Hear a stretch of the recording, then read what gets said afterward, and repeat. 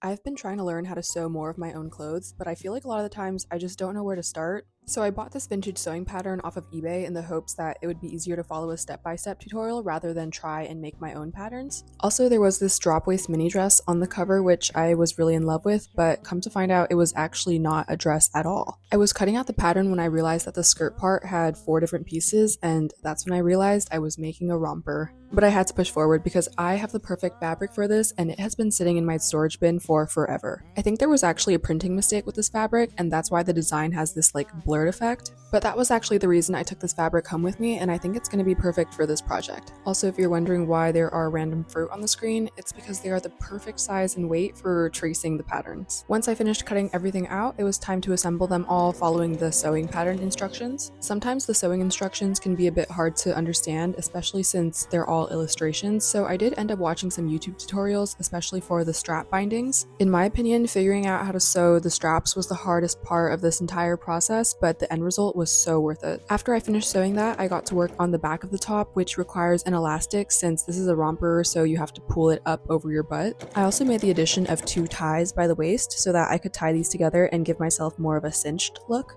And all that's left is to attach the bottom part. I actually left this part unhemmed since I was scared that it would make the skirt less flowy, but let me know if you think I should go back and hem them. And here is the finished romper, playsuit, fake dress, whatever you want to call it. I am in love with it. As you can see, the waist ties make a huge difference. You can wear them tied in the back or in the front. Can I also say I actually really appreciate that it's a romper because I can jump around and dance without having to worry about my bum bum showing. I think I'm actually going to use this pattern to sew another modified version of this romper with a different fabric, so follow along if you want to see that.